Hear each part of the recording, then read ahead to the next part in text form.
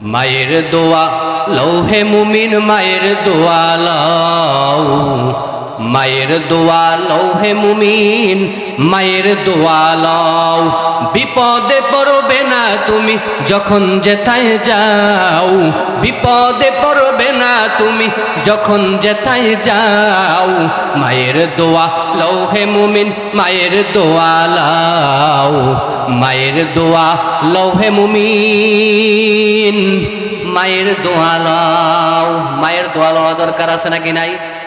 তবে সাবধানতা অবলম্বন করতে হবে।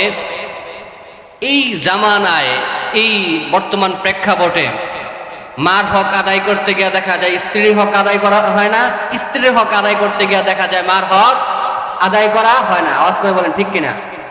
আমার মনে হয় ব্যক্তিগতভাবে বর্তমানে বাংলাদেশের মধ্যে যত অবিবাহিত মেয়ে আছে এর চাইতে বেশি ডিভোর্সি মেয়ে আছে। আর ওই বৃদ্ধা মহিলা দু হাত তুলে মুনাজাত করে আল্লাহর কাছে বলে, ও দয়ার মালিক আল্লাহ, আমার এই সন্তান আমাকে এত ইজ্জত করে ভালোবাসে, আমি মৃত মানুষ, চলতে পারি না, কেউ খাওয়ায় না দিলে খাইতেও পারি না, তারপরেও আমার সন্তান আমার প্রতি এত যত্নবান, আমাকে এত মোহাব্বত করে রে আল্লাহ। ও আল্লাহ, আমার এই সন্তানকে তুমি এই জামানার পয়গম্বর, এই জামানার নবী হযরত মূসা আলাইহিস সালাতু ওয়াস সালাম এর সাথে জান্নাতে রাখিও। বলেন সুবহানাল্লাহ।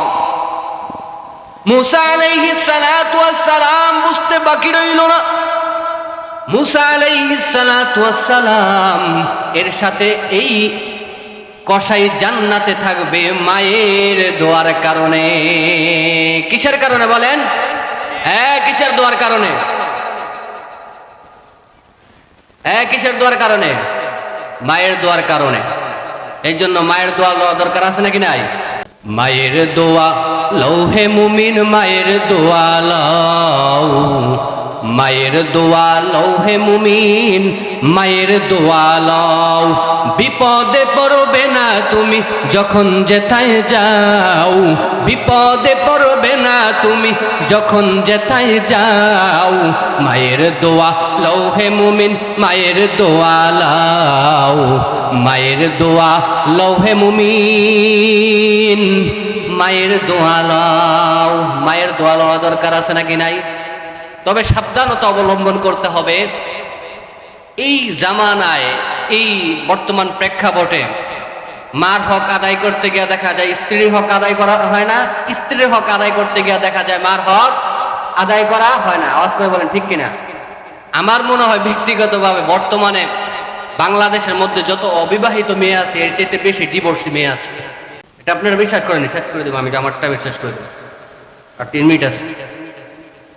তো এই যে একটা ডিভোর্সের একটা প্রবণতা, এটা হয় কেন? কারণ একে অপরের প্রতি পরস্পরের প্রতি ভালোবাসা নাই, মহাব্বত নাই। এই জন্য মাকে সম্মান করতে হবে, স্ত্রীকে ভালোবাসতে হবে। আওয়াজ করে বলেন ঠিক কিনা? মা যতই আপন হোক, তবে একটা কথা বলে রাখতে হবে, পুরুষ এবং মহিলাদের মধ্যে যে সম্পর্কটা সর্বপ্রথম হয়েছে সেটা হলো স্বামী স্ত্রী সম্পর্ক। আওয়াজ করে বলেন ঠিক কিনা? বাবা আদম এবং মা হাওয়া, তারা কি স্বামী স্ত্রী ছিলেন না? এই যে স্বামী স্ত্রী ছিলেন, আগে কিন্তু মা বাবার সম্পর্ক আসে না, আগে কার সম্পর্ক আসছে? স্বামী স্ত্রীর সম্পর্ক আছে। এই জন্য স্বামী স্ত্রীকে, স্ত্রী স্বামীকে সম্মান করা দরকার আছে নাকি নাই? ছেলে মেয়ে মাকে ভালোবাসা সম্মান দরকার আছে নাকি নাই? আল্লাহ পাক রব্বুল আলামিন আমার এই সংক্ষিপ্ত কথার উপর আমাকে এবং আপনাদের প্রত্যেককে আমল করার মতো তৌফিক দান করে। বলেন আমিন। এই যে আমি যে এখানে আসছি, ভালোবাসি, আপনাদের বাসানি হুজুরকে ভালোবাসি বলে আসছি। 2টা প্রোগ্রাম ছিল, 2টা প্রোগ্রাম ক্যান্সেল করে আসছি, কারণ ভালোবাসা মানুষের মন রক্ষা করতে হয়। আল্লাহ পাক রব্বুল আলামিন আমাদের সকলকে কবুল করে। বলেন আমিন। আসসালামু আলাইকুম ওয়া রাহমাতুল্লাহি ওয়া বারাকাতুহু।